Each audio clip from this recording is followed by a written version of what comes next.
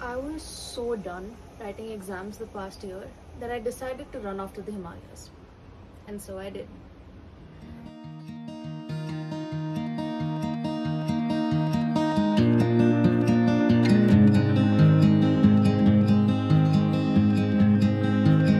Hi, I'm Ishita, an 18-year-old who just finished school and ran off to the Himalayas. Oh, and did I mention I went alone? I had heard of the saying that treks transforms lives. And it honestly did, but not in the way I expected it to. I think the first thing traveling solo gave me was independence, but more importantly, responsibility. You know how when you travel with your parents, you're just kind of existing, enjoy how things go, and everything is handled for you.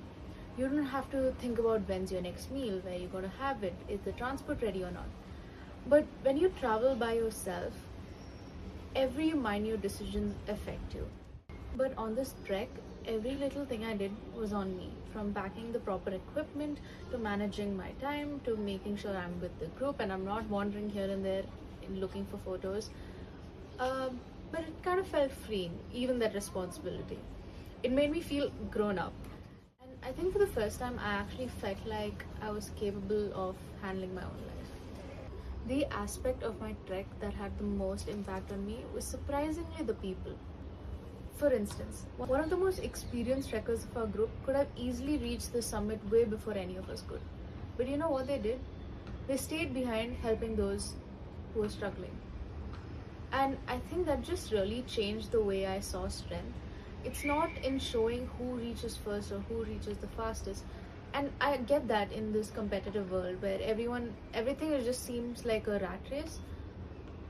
The joy of helping others and reaching the summit, or basically achieving something together as a group, that feeling is just different. And what I could conclude of that nature is real strength isn't capability, it's actually patience and empathy. Another phrase that really stuck with me, said by someone on trek, was if you can help, please help. If you need help, ask for help. And honestly, I needed to hear that because I always associated independence with doing things on my own. But it actually just means if you can help, help. And if you need help, ask for help. I also met a person who I observed had such genuine conversations with almost every person in the group. And the way they would speak to each single person, like the attention they would give you, the questions they would ask, and not because they were trying to impress anyone, it was that they were genuinely curious about people. And honestly, those conversations were the most wholesome conversation I've had. I also came across this bittersweet realization that I still have a lot to work on myself. You know, when I signed up for the trek, I was so confident, maybe overconfident. The thing is, I've been a dancer my entire life. I am a trained Bharatanatyam dancer since the age of 7, and it's been a decade of pursuing it, and I still continue to pursue it. So I would say I consider myself pretty fit.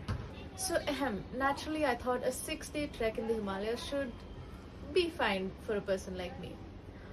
By day 2, I got humbled, and I mean humbled real bad. So our day 2 was the longest. We had a 9.1, I think, kilometer walk, and it was a series of ups and downs. In my last ascent, I was so tired. I was so breathless, and when I was walking, I just remember I was like, I can't breathe. And then I tried to take deep breaths, did not work, and that's when I panicked, which was completely the wrong move. And yeah, I just remember being very stressed. Like I could feel tears pricking my eyes. It was just not a good feeling.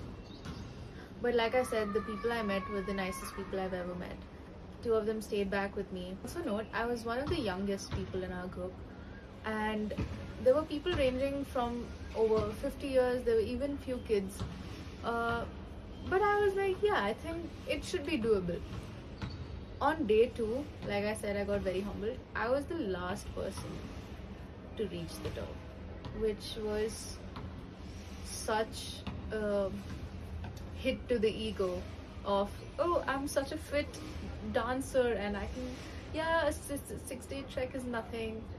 Yeah, it was literally the worst feeling. And